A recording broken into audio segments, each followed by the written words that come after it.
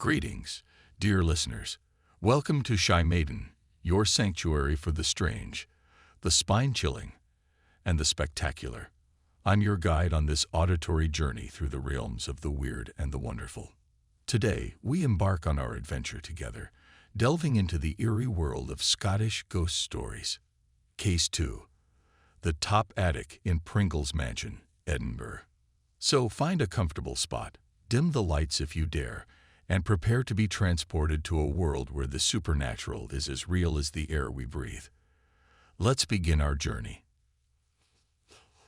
A charming lady, Miss South, informs me that no house interested her more, as a child, than Pringle's Mansion, Edinburgh. Pringle's Mansion, by the by, is not the real name of the house, nor is the original building still standing. The fact is, my friend has been obliged to disguise the locality for fear of an action for slander of title, such as happened in the Egham case of 1904-7. Miss South never saw, save in a picture, the house that so fascinated her. But through repeatedly hearing about it from her old nurse, she felt that she knew it by heart, and used to amuse herself hour after hour in the nursery, drawing diagrams of the rooms and passages, which, to make quite realistic, she named and numbered. There was the Admiral's room, Madame's room, Miss Ophelia's room, Master Gregory's room, Letty's, the nurse's room, the cook's room, the butler's room, the housemaid's room, and the haunted room. The house was very old, probably the 16th century, and was concealed from the thoroughfare by a high wall that enclosed it on all sides. It had no garden, only a large yard, covered with faded yellow paving stones, and containing a well with an old-fashioned roller and bucket. When the well was cleaned out, an event which took place periodically on a certain date, every utensil in the house was called into requisition for ladling out the water, and the Admiral, himself supervising, made every servant in the establishment take an active part in the proceedings. On one of these occasions, the Admiral announced his intention of going down the well in the bucket. That was a rare moment in Letty's life, for when the Admiral had been let down in the bucket, the rope broke. Indeed, the thought of what the laird would say when he came up almost resulted in his not coming up at all. However, someone, rather bolder than the rest, retained sufficient presence of mind to effect a rescue, and the timid ones, thankful enough to survive the explosion, had to be content on half rations till further orders. But in spite of its association with such a martinet, and in spite of her ghostly experiences in it, Letty loved the house, and was never tired of singing its praises. It was a 2-storied mansion, with roomy cellars but no basement. There were 4 reception rooms, all oak-panelled, on the ground floor, numerous kitchen offices, including a cozy housekeeper's room, and a capacious entrance hall, in the center of which stood a broad oak staircase. The cellars, 3 in number and chiefly used as lumber rooms, were deep down and dank and horrid. On the first floor, 8 bedrooms opened onto a gallery overlooking the hall, and the top story, where the servants slept, consisted solely of attics connected with one another by dark, narrow passages. It was one of these attics that was haunted, although, as a matter of fact, the ghost had been seen in all parts of the house. When Letty entered the Admiral's service, she was but a bairn, and had never even heard of ghosts. Nor did the other servants apprise her of the hauntings, having received strict injunctions not to do so from the laird. But Letty's home, humble though it was, had been very bright and cheerful, and the dark precincts of the mansion filled her with dismay. Without exactly knowing why she was afraid, she shrank in terror from descending into the cellars, and felt anything but pleased at the prospect of sleeping alone in an attic. Still nothing occurred to really alarm her till about a month after her arrival. It was early in the evening, soon after twilight, and she had gone down into one of the cellars to look for a bootjack, which the Admiral swore by all that was holy must be found before supper. Placing the light she had brought with her on a packing case, she was groping about among the boxes, when she perceived, to her astonishment, that the flame of the candle had suddenly turned blue. She then felt icy cold, and was much startled on hearing a loud clatter as of some metal instrument on the stone floor in the far-off corner of the cellar. Glancing in the direction of the noise, she saw, looking at her, two eyes, two obliquely set, lurid, light eyes, full of the utmost devilry. Sick with terror and utterly unable to account for what she beheld, she stood stock still, her limbs refusing to move, her throat parched, her tongue tied. The clanging was repeated, and a shadowy form began slowly to crawl towards her. She dared not afterwards surmise what would have happened to her, had not the laird himself come down at this moment. At the sound of his stentorian voice the phantasm vanished, but the shock had been too much for Letty. She fainted, and the Admiral, carrying her upstairs as carefully as if she had been his own daughter, gave peremptory orders that she should never again be allowed to go into the cellar alone. But now that Letty herself had witnessed a manifestation, the other servants no longer felt bound to secrecy, and soon poured into her ears endless accounts of the hauntings. Everyone, they informed her, except Master Gregory and Perkins, the butler, had seen one or other of the ghosts, and the cellar apparition was quite familiar to them all. They also declared that there were other parts of the house quite as badly haunted as the cellar, and it might have been partly owing to these gruesome stories that poor Letty always felt scared when crossing the passages leading to the attics. As she was hastening down one of them, early one morning, she heard someone running after her. Thinking it was one of the other servants, she turned round, pleased to think that someone else was up early too, and saw to her horror a dreadful-looking object that seemed to be partly human and partly animal. The body was quite small, and its face bloated and covered with yellow spots. It had an enormous animal mouth, the lips of which, moving furiously without emitting any sound, showed that the creature was endeavoring to speak, but could not. The moment Letty screamed for help, the phantasm vanished. But her worst experience was yet to come. The spare attic, which she was told was so badly haunted that no one would sleep in it, was the room next to hers. It was a room Letty could well believe was haunted, for she had never seen another equally gloomy. The ceiling was low and sloping, the window tiny, and the walls exhibited all sorts of odd nooks and crannies. A bed, antique and worm-eaten, stood in one recess, a black oak chest in another, and at right angles with the door, in another recess, stood a wardrobe that used to creak and groan alarmingly every time Letty walked along the passage. Once she heard a chuckle, a low diabolical chuckle, which she fancied came from the chest.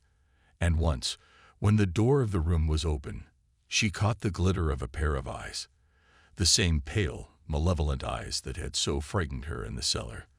From her earliest childhood, Letty had been periodically given to somnambulism, and one night, just about a year after she went into service, she got out of bed and walked, in her sleep, into the haunted room.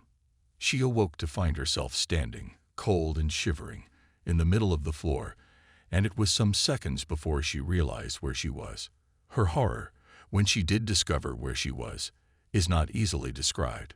The room was bathed in moonlight, and the beams, falling with noticeable brilliancy on each piece of furniture the room contained, at once riveted Letty's attention, and so fascinated her that she found herself utterly unable to move. A terrible and most unusual silence predominated everywhere, and although Letty's senses were wonderfully and painfully on the alert, she could not catch the slightest sound from any of the rooms on the landing. The night was absolutely still, no breath of wind, no rustle of leaves, no flapping of ivy against the window. Yet the door suddenly swung back on its hinges and slammed furiously. Letty felt that this was the work of some supernatural agency, and fully expecting that the noise had awakened the cook, who was a light sleeper, or pretended she was, listened in a fever of excitement to hear her get out of bed and call out. The slightest noise and the spell that held her prisoner would, Letty felt sure, be broken. But the same unbroken silence prevailed. A sudden rustling made Letty glance fearfully at the bed, and she perceived, to her terror, the valance swaying violently to and fro. Sick with fear, she was now constrained to stare in abject helplessness. Presently there was a slight, very slight movement on the mattress. The white dust cover rose, and under it, Letty saw the outlines of what she took to be a human figure gradually take shape, hoping, praying, that she was mistaken, and that what appeared to be on the bed was but a trick of her imagination. She continued staring in an agony of anticipation. But the figure remained, extended at full length like a corpse. The minutes slowly passed, a church clock boomed too, and the body moved. Letty's jaw fell, her eyes almost bulged from her head, whilst her fingers closed convulsively on the folds of her nightdress. The unmistakable sound of breathing now issued from the region of the bed, and the dust cover commenced slowly to slip aside. Inch by inch it moved, until first of all Letty saw a few wisps of dark hair, then a few more, then a thick cluster, then something white and shining, a protruding forehead, then dark, very dark brows, then 2 eyelids, yellow, swollen, and fortunately tightly closed. Then a purple conglomeration of Letty knew not what, of anything but what was human. The sight was so monstrous it appalled her, and she was overcome with a species of awe and repulsion, for which the language of mortality has no sufficiently energetic expression. She momentarily forgot that what she looked on was merely superphysical, but regarded it as something alive, something that ought to have been a child, comely and healthy as herself, and she hated it. It was an outrage on maternity, a blot on nature, a filthy discredit to the house, a blight, a sore, a gangrene. It turned over in its sleep, the cover was hurled aside, and a grotesque object, round, pulpy, webbed, and of leprous whiteness, an object which Letty could hardly associate with a hand, came grovelling out. Letty's stomach heaved. The thing was beastly, indecent, vile. It ought not to live, and the idea of killing flashed through her mind. Boiling over with indignation and absurdly forgetful of her surroundings, she turned round and groped for a stone to smash it. The moonlight on her naked toes brought her to her senses. The thing in the bed was a devil.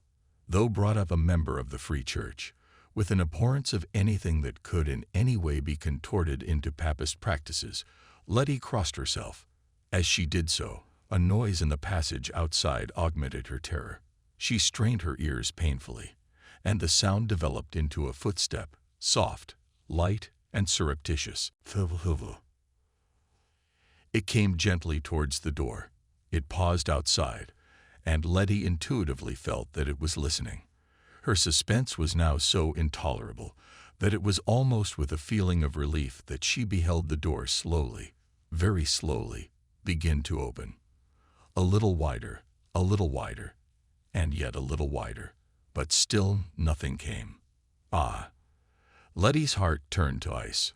Another inch, and a shadowy something slipped through and began to wriggle itself stealthily over the floor.